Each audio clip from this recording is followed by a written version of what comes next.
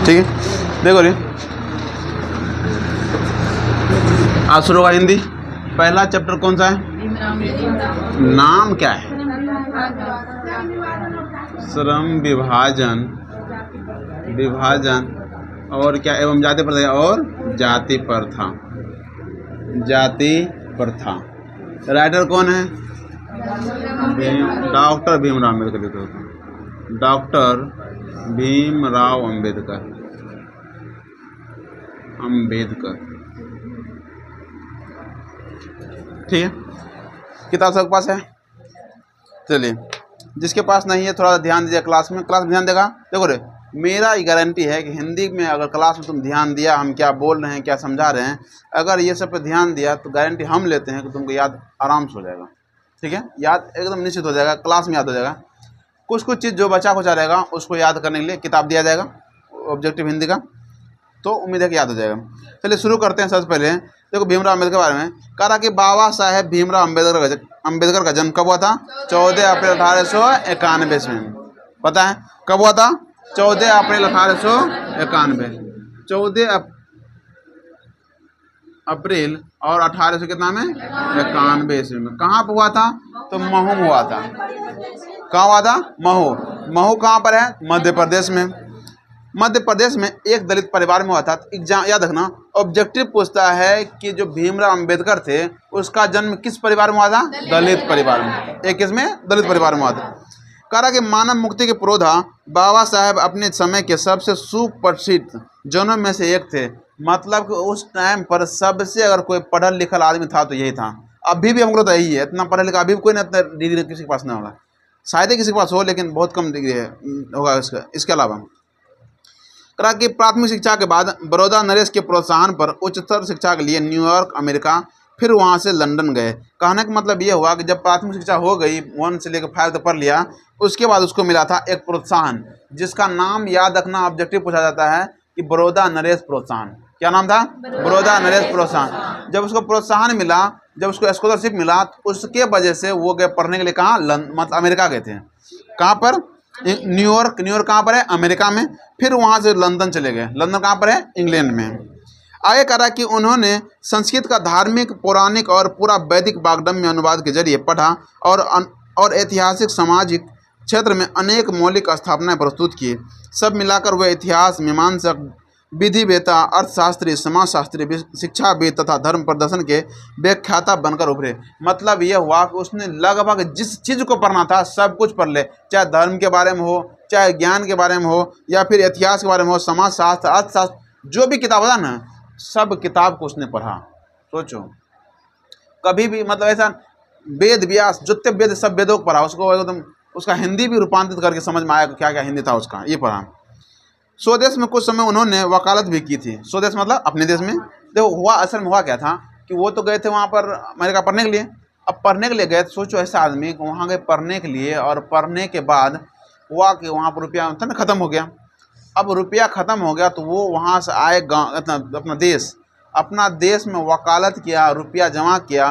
फिर जब रुपया हो गया तो रुपया ले कहाँ गए? फिर गए अमेरिका पढ़ने के लिए। सोचो वैसे स्वदेश में क्या किए थे? वकालत भी किए। समाज और राजनीतियों में बेहद सक्रिय भूमिका निभाते हुए उन्होंने अछूतों, स्त्रियों और मजदूरों को मानवीय अधिकार एवं सम्मान दिलाने के लिए अथक संघर्ष किया। आज के ज़माने में पता है, अभी तो चलो ठीक है, अब कम सम हो गया, नहीं तो पहले के ज़माने में बहुत ज़्यादा अछूत मतलब माना जाता था, छुआछूत बहुत ज़्यादा माना जाता था। तो उसको छुआछूत ख़त्म करने के लिए सबसे ज़्यादा अगर कोई काम किया है तो वो किए हैं डॉक्टर भीमराव अम्बेडकर। ठीक है, इसको प्यार से आते हैं बाबा भीमराव अम्बेडकर बोलते हैं। ठीक है, ठीक आगे। उनके चिंतन एवं रचनात्मक के मुख्य 3 प्रेरक व्यक्ति थे। ऑब्जेक्टिव पूछा जाता है कि उसके मुख्य 3 व्यक्ति, प्रेरक मतलब क्या? मार्गदर्शक, जिसको देख के वो आगे बढ़े। उसमें था एक बुद्ध थे, बुद्ध मतलब भगवान बुद्ध, एक कबीर, और एक क्या थे? ज्योतिबा फुले। इस तीनों का नाम याद रखना। ऑब्जेक्टिव में या तो ऑप्शन में तीनों दे देगा, या तो कोनो एक दे देगा। ठीक है, आगे कह रहा कि भारत के संविधान निर्माण में उनकी महती भूमिका और एकनिष्ठ समर्पण के कारण ही हम आज उन्हें भारतीय संविधान का निर्माता कहकर श्रद्धांजलि अर्पित करते हैं। क्योंकि वो भारत के संविधान को लिखा है, इसलिए हम बोलते हैं भारत के संविधान निर्माता, संविधान को बनाने वाला। दिसंबर 1956 ईस्वी में दिल्ली में बाबा साहेब का निधन हो गया। तो याद रखना, दिसंबर का 1956 ईस्वी में तो 1956 ईस्वी में दिल्ली में ही बाबा साहब भीमराव अम्बेडकर का निधन हो गया। लगभग 60-65 साल जिए थे, 65 साल जिए थे, निधन हो गया। इसमें देखो रे, इसके पिताजी का नाम नहीं दिया है, इसके माताजी का नाम नहीं दिया, ना तो इसकी पत्नी का नाम दिया। फिर भी कभी कभी पूछता है इसके माताजी का नाम, पिताजी का नाम और पत्नी का नाम। इसके पिताजी का नाम था रामजी सकपाल, याद रखना। और बताओ, ये बात जो बात इसमें हिंदी में देना चाहिए था, वो बात जाकर उर्दू में दिया होगा। उर्दू में भी एक चैप्टर है इसी का, भीमराव अम्बेडकर का, ही सेम चैप्टर है उर्दू में, उसमें उसका नाम दिया है रामजी सकपाल। असल में अगर देखा जाए तो इसके पिताजी का पूरा नाम था रामजी माओ जी सकपाल, लेकिन ऑप्शन देता रामजी सकपाल, ठीक है। और इसके माताजी का नाम था भीमाबाई था, ठीक है, भीमाबाई था, इसलिए इसका नाम भीमराव अम्बेडकर रखा गया है ना, माँ के नाम से जोड़ के भीमाबाई। अब कह रहा है कि बाबा साहब ने अनेक पुस्तक लिखी। अब पता, इतना पुस्तक लिखा, इतना लगभग पुस्तक इंग्लिश में लिखा। पहले के ज़माना में आदमी इंग्लिश ABCD नहीं जानता था, और ये बंदा मतलब इंग्लिश में पूरा पुस्तक लिख रहे हैं। वो सोचो कितना पढ़े लिखे होंगे। अनेक पुस्तकें लिखी। उनकी प्रमुख रचना एवं भाषण, रचना भी और क्या है, भाषण। पहला the caste in India their mechanism, English वाला है, इंग्लिश आता इंग्लिश में लिखेगा। उसके बाद genesis and development, the untouchables, who are they, who are Shudras, Buddhism and communism, Buddha and his Dhamma, thought on linguistic status, the rise and fall of the Hindu women, annihilation of caste आदि। हिंदी में उनका संपूर्ण वाग्दम, मतलब ये सब क्या था, इंग्लिश में लिखा था। अब उसका हिंदी में संपूर्ण वाग्दम्य भारत सरकार के कल्याण मंत्रालय से बाबा साहेब अम्बेडकर संपूर्ण वाग्दम्य से 21 खंडों में प्रकाशित हो गया। उसका जो सब कुछ था सबको हिंदी में प्रकाशित किया गया। कितने खंड में? 21 खंड में, 21 खंड में प्रकाशित हो गया। कह रहा कि यहाँ प्रस्तुति, अभी पढ़ेगा ये चैप्टर, यहाँ वही कह रहा है कि यहाँ प्रस्तुत पाठ बाबा साहेब के विख्यात भाषण एनाहिलेशन ऑफ कास्ट, ये जो लिया गया, कहाँ से लिया गया? एनाहिलेशन ऑफ कास्ट के ललई सिंह यादव द्वारा किए गए हिंदी रूपांतर जाति भेद का उच्छेद से किंचित संपादन से लिया गया है। मतलब ये कह रहा है कि वहाँ पर क्या है कि चैप्टर लिया कहाँ से गया था? एनाहिलेशन ऑफ कास्ट से। और ये जो दिया हुआ है इसका हिंदी में रूपांतरण किसने किया था? ललई सिंह यादव ने। किसने किया था? ठीक, चूँकि बताते हैं ये एनाहिलेशन ऑफ कास्ट ये एक भाषण था। ये असल में भाषण दे रहे थे कहाँ पर? तो पाकिस्तान, मतलब उस लाहौर के जगह पर 1936 में भाषण दे रहे थे। उसी भाषण से ये क्या गया, लिया गया है। इसको हिंदी में लिखा है ललई सिंह यादव ने। करा यह भाषण जाति पाति तोरठ मंडल, ये भाषण कहाँ हुआ था? जाति पाति तोरठ मंडल लाहौर के वार्षिक सम्मेलन, लाहौर में हो रहा था, वार्षिक सम्मेलन में 1936 के अध्यक्षीय भाषण के रूप में तैयार किया गया था। मतलब ये क्या था कि ये भाषण के लिए तैयार किया था, भाषण था ये। परंतु इसकी क्रांतिकारी दृष्टि से आयोजकों की पूर्णतः सहमति न बन सकने के कारण सम्मेलन स्थगित हो गई और ये पढ़ा ना जा सका। बाद में बाबा साहब ने इसे स्वतंत्र पुस्तिका का रूप दिया। प्रस्तुत आलेख में वे भारतीय समाज में श्रम विभाजन के नाम पर मध्ययुगीन अवशिष्ट संस्कारों के रूप में बरकरार जाति प्रथा तथा मानवीयता, नैसर्गिक न्याय एवं सामाजिक सद्भाव की दृष्टि से विचार करते हैं। कहने मतलब ये हुआ, वो जब भाषण दे रहे थे, अब जरा बताओ कि भाषण दे रहे थे पूरा इसी बात, मतलब उसमें पढ़ेंगे क्या कहते थे। उस भाषण को सुन करके बहुत आदमी को ये लगा कि ये जो बाबा साहब अम्बेडकर बोल रहे हैं वो असल में सही नहीं। अब तुम बता रहे भाषण सुनने के लिए कौन कौन आदमी आएंगे? बड़े जाति के लोग जाता था, और जो बड़े जाति के लोग था उसको ये कहा गया कि आप सब छुआछूत बनाते हैं, आप मतलब कि इससे मतलब उससे भेदभाव करते हैं, तो उसको अच्छा लगेगा क्या? उसके कारण से ज़्यादातर आदमी को ऐसा अच्छा नहीं लगा, तो जिसके कारण से वो जो भाषण था वो बीच में ही रोक दिया गया। तो नहीं, हम इस भाषण नहीं सुनेंगे, ठीक है। अब इसके लिए इसको क्या गया, बाद में किताब में लिख दिया गया। आगे करा कि जाति प्रथा के विषमता पूर्वक सामाजिक आधारों, रूढ़ पूर्वाग्रह और लोकतंत्र के लिए उसकी अस्वस्थ कर प्रकृति पर भी यहाँ पर एक संभ्रांत विधेयता दृष्टिकोण उभर सका है। भारतीय लोकतंत्र के भावी नागरिकों के लिए यह आलेख अत्यंत शिक्षाप्रद है। मतलब आने वाले जो आदमी है उसको ये चीज़ पढ़ना चाहिए कि असल में जाति प्रथा क्या था, कैसा होना चाहिए, नहीं होना चाहिए, क्या जाति प्रथा चलना चाहिए कि नहीं चलना चाहिए, वो इसमें पढ़ा लिखा गया है। चलिए चैप्टर शुरू करते हैं। चैप्टर में क्या लिखा गया? चैप्टर छोटा सा है लेकिन इंटरेस्टिंग है। इंटरेस्टिंग करने का मतलब क्या हुआ कि तुम इससे जितना नॉलेज ले सकते हो, क्योंकि ये भाषण है दे, ऑब्जेक्टिव पूछा जाता है कि ये जो है श्रम विभाजन और जाति प्रथा वो क्या है? ये क्या है? भाषण है। क्या है? भाषण। अच्छा बता रहे, अभी इतना पढ़ा है तो इसमें बताओ कि किसके द्वारा लिखा गया? किसके द्वारा? डॉक्टर भीमराव अम्बेडकर। अच्छा, इसको हिंदी में किसने बनाया, रूपांतरित किया?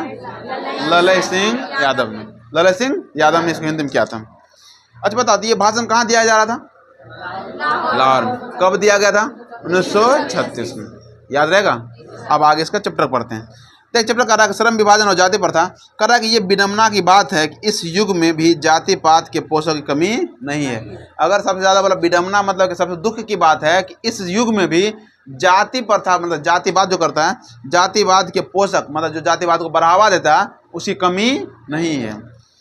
इसके पोषक कई आधारों पर इसका समर्थन करते हैं। समर्थन का एक आधार ये कहा जाता है कि आधुनिक सभ्य समाज कार्य कुशलता के लिए श्रम विभाजन को आवश्यक मानते हैं, और चूंकि जाति प्रथा भी श्रम विभाजन का एक दूसरा रूप है, इसलिए इसमें कोई बुराई नहीं है। बहुत सारे आदमी ये कहते हैं कि जो आदमी जाति प्रथा करते हैं वो जाति प्रथा किसके लिए मानते हैं? कार्य कुशलता के लिए। मतलब ये कह रहा है, जो आदमी जाति प्रथा करते हैं वो सोचते हैं कि जाति प्रथा अच्छा चीज़ है। क्यों अच्छा चीज़ है? बोलता है कि अगर मान लीजिए सभी जाति के लिए अलग अलग काम है ना रे, लेकिन जबकि असल में ऐसा काम होना नहीं चाहिए।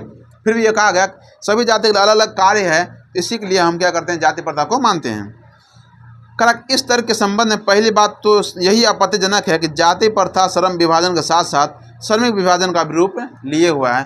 करा जाति प्रथा श्रम विभाजन के साथ साथ श्रमिक विभाजन मतलब मान लो कि कोई आदमी अगर मान लो कि नाई फैमिली से आते हैं तो जरूरी है कि नाई फैमिली ही बाल काटेंगे, ऐसा तो कुछ नहीं। लेकिन असल में पहले के ज़माना में ऐसा ही चलता था, अगर तुम नाई हो, नाई के घर में पैदा हुए हो, तो तुम्हारा ही काम है बाल काटने का, और कोई बाल नहीं काटेगा। अब जरा बताओ, अगर मान लो तुम किसी जैसे पंडित होता है ना, पंडित अति बढ़ई होता है, बढ़ई जैसे मान लो कारीगर होता है जो घर की खिड़की दरवाज़ा बनाता है। अब मान लो अगर बढ़ई के यहाँ पैदा हुए तो तुमको खिड़की दरवाज़ा बनाना है, अगर तुम किसी पंडित के यहाँ पैदा हुए तो तुमको घड़ा बनाना है। क्या ऐसा ज़रूरी है क्या? ऐसा बिल्कुल ज़रूरी नहीं है। ये तो हुआ श्रमिक विभाजन। अब ऐसा मान लो अगर हमको मान लो काम करने में पसंद नहीं है, अब दूसरा काम हम कर ही नहीं सकते हैं, तो बताओ हम भूखे मरेंगे? वही काम इसमें कहा गया। कह रहा कि श्रम विभाजन निश्चय ही साध्य समाज की आवश्यकता है, परंतु किसी भी सभ्य समाज में श्रम विभाजन की व्यवस्था श्रमिकों के विभिन्न वर्गों में अस्वाभाविक विभाजन नहीं करती है। कह रहा कि ये बात हम मानते हैं कि श्रम विभाजन ठीक है, रहना चाहिए, लेकिन हम श्रमिक विभाजन का हम समर्थन नहीं करते हैं। भारत की जाति प्रथा की एक और विशेषता ये है कि यह श्रमिकों का अस्वाभाविक विभाजन ही नहीं करती, बल्कि विभाजित वर्गों को एक दूसरे की अपेक्षा ऊंच नीच भी करार देती है, जो कि विश्व के किसी भी समाज में नहीं पाया जाता है। कह रहा कि ये सिर्फ श्रमिक विभाजन नहीं कहता है, बल्कि ये समाज में ऊंच नीच की भांति व्यवहार करता है। मतलब यदि तुम किसी अलग फैमिली के हो तो उसको तुम नीच मानोगे, कुछ अलग मतलब जाति के हिसाब से आदमी बताओ तुम नीच हो, तुम क्या हो? ऊंच हो। ये बिल्कुल किसी भी दुनिया के किसी देश में ऐसा नहीं होता है। कर जाति प्रथा को यदि श्रम विभाजन मान लिया जाए तो यह स्वाभाविक विभाजन नहीं है, क्योंकि यह मनुष्य की रुचि पर आधारित नहीं है। कह रहा है कि अगर मान लीजिए जाति प्रथा को आप क्या मान लें? श्रम विभाजन मान रहे हैं, तो ये स्वाभाविक नहीं। मतलब जाति के हिसाब से यदि आप काम बांट रहे हैं तो ये बात अच्छा नहीं है। कुशल व्यक्ति या सक्षम श्रमिक समाज का निर्माण करने के लिए यह आवश्यक है कि हम व्यक्तियों की क्षमता इस सीमा तक विकसित करें कि जिससे वह अपने पेशा या कार्य का चुनाव स्वयं कर सकें। इस सिद्धांत के विपरीत जाति प्रथा का दूसरा सिद्धांत यह है कि इससे मनुष्य के प्रशिक्षण अथवा उसकी निजी क्षमता का विचार किए बिना दूसरे दृष्टिकोण जैसे माता पिता के सामाजिक स्तर के अनुसार पहले से ही अर्थात गर्भधारण के समय से ही मनुष्य का पेशा निर्धारित कर दिया जाता है। और कह रहा है कि जब ऐसा बात होता है तो बच्चा पैदा होने से पहले मतलब जब गर्भधारण होता है, जब माँ के पेट में आता है, तभी क्या होता है कि अगर मान लो तुम किसी जाति को विशेष जाति को तो आदमी कह दिया जाता था कि इस बच्चा अगर पैदा होगा तो वो यही काम करेगा। अब ज़रा बताओ, अगर मतलब कोई बच्चा अभी पैदा ही नहीं हुआ, हम उसके काम के बारे में हम पहले कैसे डिसाइड कर सकते हैं? उसको पहले पैदा होगा, उसके बाद देखेंगे ना किस हिसाब से उसका नॉलेज है, तब ना पता करेंगे हाँ ये बच्चा क्या बन सकता है। अब यहाँ पहले होता था अगर मान लो तुम एक एग्जाम्पल में कि तुम अगर मान लो कि अच्छे ब्राह्मण फैमिली में पैदा हुए तो इसका मतलब तुम ही पंडित बनोगे, तो तुम ही एकदम श्राद्ध करवाएगा, तुम ही शादी करवाएगा और कोई करवाएगा नहीं। अगर छोटे किसी जाति में हो, अगर मान लो कहार होता ना, कहार पहले चलता था, अब कहार जाति नहीं आता है। कहा तो था जो मतलब चूँकि पहले तो स्कॉर्पियो नहीं चलता था कि तुम शादी करने के लिए स्कॉर्पियो लेकर चल जाएगा, पहले चलता था आदमी बैलगाड़ी जाता था। अब बैलगाड़ियों से क्या ज़्यादातर आदमी क्या था कि बाराती पैदल जाता था। हम अपने भैया के शादी में पैदल बाराती गए थे, बताओ सोचो। मारर। सोच, यहाँ से गए धमारा पैदल, आप सब गए, यहाँ सब गए। एगो बैलगाड़ी था, उस बैलगाड़ी पर बस लड़का बैठा जो सामान नहीं देता था लड़की के लिए, वो सामान दिए और बाकी सब पैदल चलो। अब पहले आदमी पैदल जाता था रे, हम खुद हम हाँ अरे मार दून गए धमारा, धमारा फिर ट्रेन पकड़े, ट्रेन से उतरे खगड़िया, फिर खगड़िया से वहाँ गए मार अथी से, नहीं बैलगाड़ी से खाली एक आदमी, एक बैलगाड़ी बस। हाँ बैलगाड़ी धमारा पर क्या। अब बता आजकल ऐसा जाएगा होगा कि आजकल तो स्कॉर्पियो, जीप पर नहीं बैठेंगे, सवारी गाड़ी पर बैठे करेंगे, स्कॉर्पियो है तब जाकर नंदन जाएंगे। ये सी हाँ ठीक है, अगला सीट चलो। ऐसा जब बताओ, ऐसा भी है, हम खुद बारात पैदल गए हैं। यहाँ है ना ये धनचर तरफ है, ये कौन गांव है, धनचर है, धनचर बुच्चा, उसी का मतलब धनचर में कौन है, कौन गांव नाम, कौन गाँव में एक नाम से है, यहाँ बगल में है ना शादी हुआ था। तो फैन को अंदर है, फैन को अंदर है ना, फैन को अंदर रे, फैन को अंदर सीट कहाँ से आ गया, कौन गाँव था। अच्छा पूछ के भाभी से पूछ के बताएंगे कौन गाँव में कोई है, ठीक है, ये यहाँ के बगल है। अब गए वहाँ, उसके पैदल यहाँ से गए हैं। अब पैदल गए, ऊपर से बाहर का मौसम था, बच्चा थे जब, ठीक है, बच्चा थे, हाफ पैंट पहन के, हाफ पैंट पानी था तो क्या करते, हाफ पैंट पहन करके तब पानी टैप के इधर से मतलब पैदल गए यहाँ। सोचो पैदल वहाँ गए, वहाँ चूँकि पहले ऐसा होता था ना, रात में वहाँ जाते थे, अपना खाना वाना खाइए, रात भर रहिए, फिर सुबह खाना नाश्ता करके तब आते थे। वहाँ गए, रात में तो ठीक ठाक खाना मिला, जब सुबह हुआ तो कोई गाँव में पता नहीं चल रहा, सब बराती मिल के मुर्गा बनाए हुए खाए पी तब आए। सोचो मुर्गा लग रहा दिया, कहता कि तो बराती सोने तो अपन बनाए ला खाए ला। अब बताओ मतलब एक बात, तो मतलब बना न लिए, तब फिर पैदल आए। पैदल आने में धमार वहाँ पर यहीं पर फेनगो बेचारे ट्रेन पर धमार उतरे, फिर वहाँ से पैदल कर, अब पानी है पानी, ठीक है। अब वैसा दिखाएंगे, भाभी आएंगे कभी दिखा देंगे। ऐसा ना भाभी एकदम नई नवेली दुल्हन एकदम बात करने के लिए, चला चला आप कितना दूर पर चलते बताओ हमने, एकदम खूब एकदम बात कर ले चले आई। लगी दादा को नई लड़की, मतलब नई दुल्हन है ये, एकदम वो बेचारे क्या करते हैं, पानी में आए रहा छबर छबर चले आगे।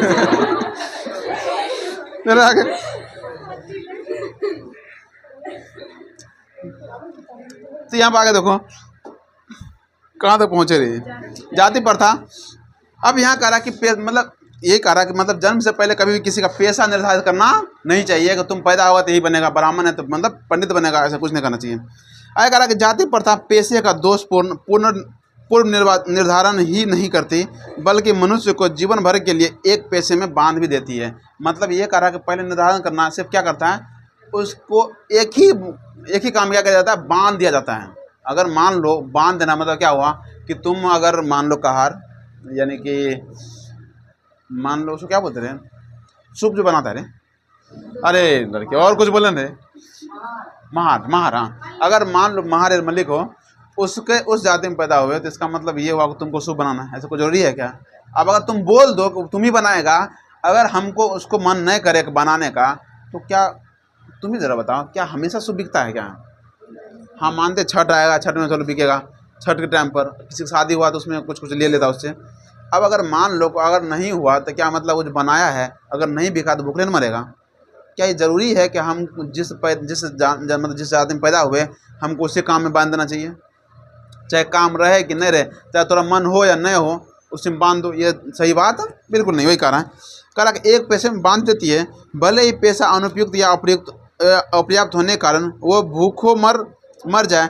आधुनिक युग में यह स्थिति प्रायः आती है क्योंकि उद्योग धंधों की प्रक्रिया वो तकनीक में निरंतर विकास और कभी कभी अकस्मात परिवर्तन हो जाती है। ये जानते हैं कि हमेशा कोई सा भी बिजनेस हमेशा चलता नहीं है।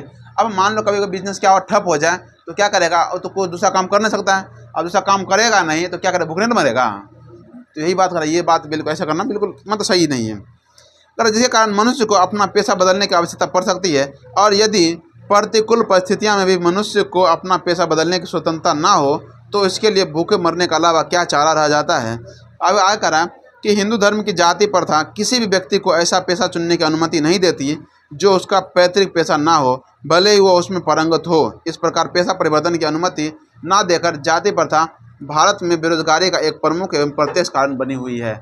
मतलब ये कह रहा है कि हिंदू ऐसे बोला है इसमें देखो ना, अगर सबसे ज़्यादा दिक्कत हुआ था ना बाबा साहब भीमराव अम्बेडकर को, तो हुआ था हिंदू धर्म से ही हुआ था, जिसके कारण से लास्ट में क्या किए, धर्म परिवर्तन कर लिए, जाके किस में चले गए थे, बुद्ध में, अच्छा जैन धर्म अपना लिए थे वो। कहा जाता है कि अगर मान लो कि सभी आदमी का कहा जाता है पैतृक पेशा, मतलब जो तुम्हारे पिता ये कर रहे हैं तुमको भी वही काम करना पड़ेगा, चाहे तुमको मन हो या नहीं हो।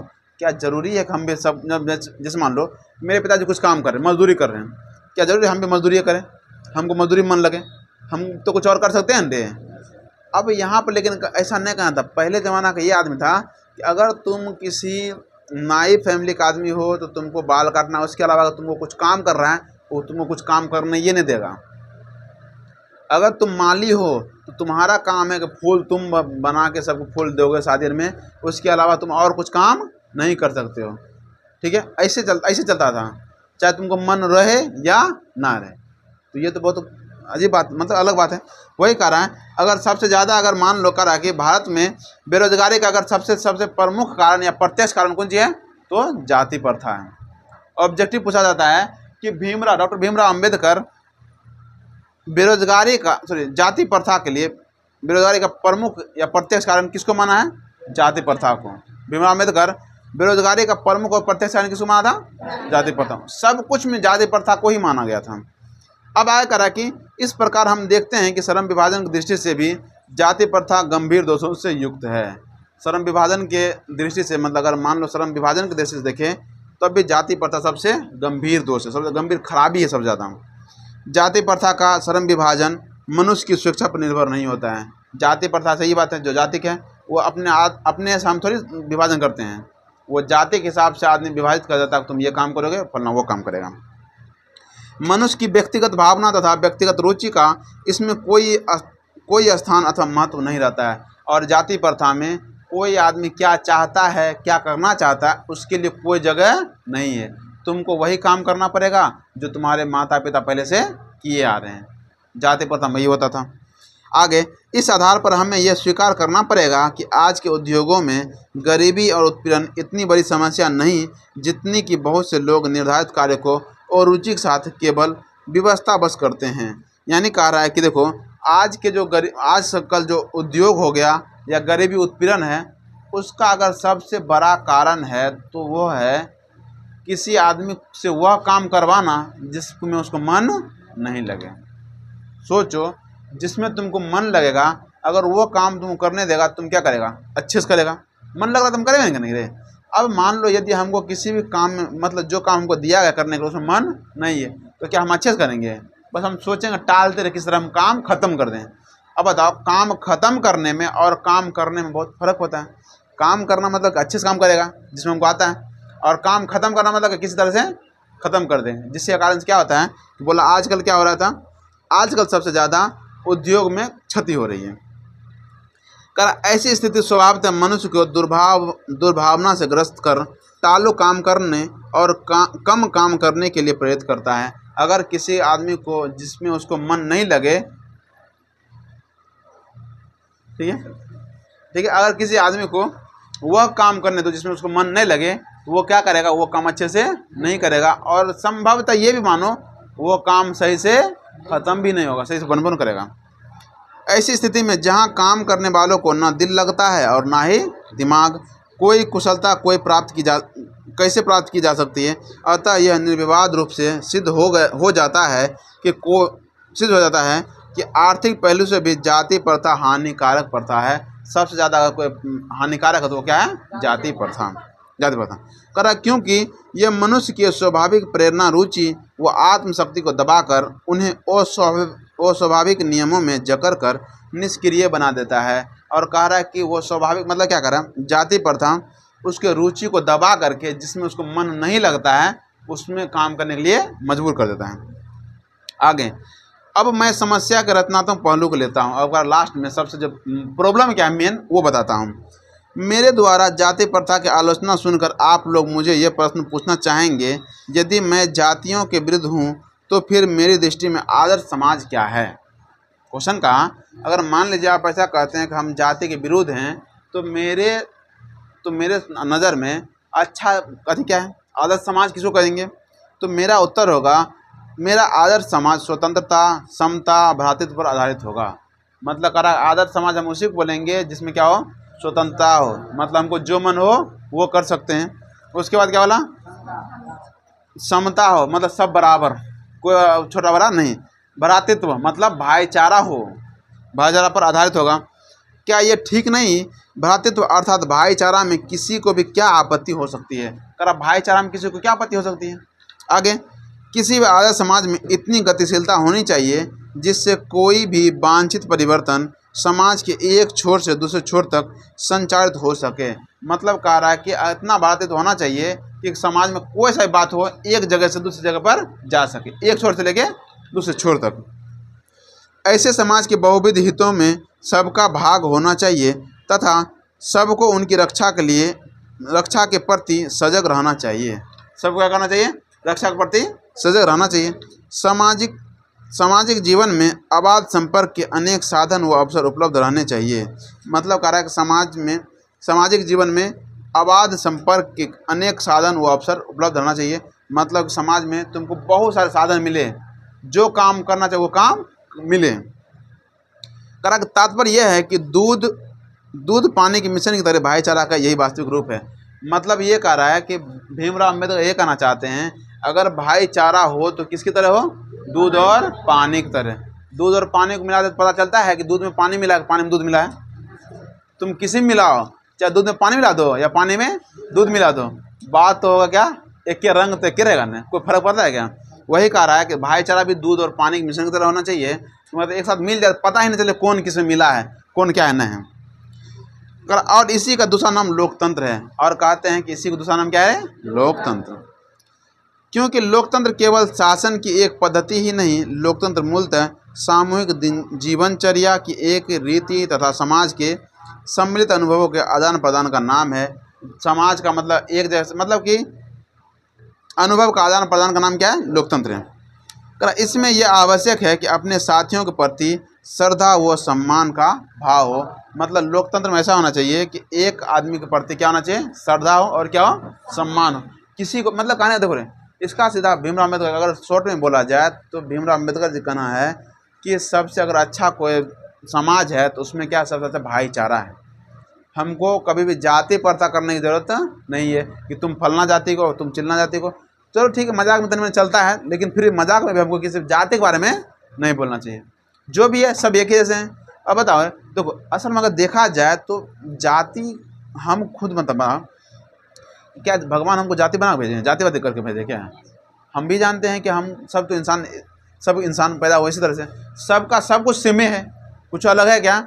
बस धरती पर आकर के चूँकि तुम फलना घर में पैदा हुए तो उसके जैसा हो गए, और कोई आदमी किसी दूसरे घर में हुआ तो वो अलग हो गया। ये हमारे मतलब क्या हुआ कि ये क्या करते, आदमी खुद बनाता है जाति प्रथा, जबकि जाति प्रथा तो कुछ होता नहीं है, सब तो इंसान है। ठीक है, तो हमें याद रखना चाहिए।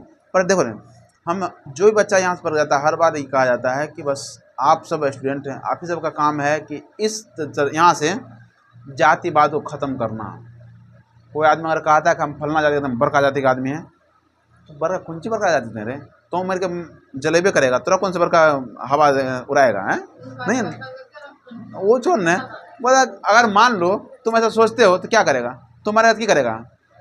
तो जलेबे करेगा, दूसरा आदमी मरेगा वो जलेबे करेगा, हैं? तो ज़्यादा ढोल बजेगा, 4 दिन ज़्यादा भोज खिलाएगा तुम सब, ठीक है मान लेते हैं, क्या दिक्कत है? लेकिन बात यही ना कि मरने, देखो मतलब आज वही का एक साहित्य, मतलब साहित्यिक बात बोला जाता है कि बस आज जैसे मान लो कि कुछ लेके आते हैं ना ही कुछ लेके जाते हैं, बीच में फालतू में कथी लेके तो फलना है तो फिर चिलना है, ये है, हम कैसे करेंगे? इससे अच्छा आराम से मिलजुल कर रहिए, एकदम दुनिया तभी भारत आगे बढ़बो करेगा। ना तो भारत को मतलब अगर मिलजुल कर नहीं रहोगे तो भारत फिर पीछे चला जाएगा। क्यों होता तो कुछ होता कि नहीं? इससे ज़्यादा सबसे ज़्यादा अगर प्रॉब्लम इसी को होता है। ठीक है, ठीक है, उसको तुम ठीक है, आज का इतना कार्यक्रम बनाने दीजिए।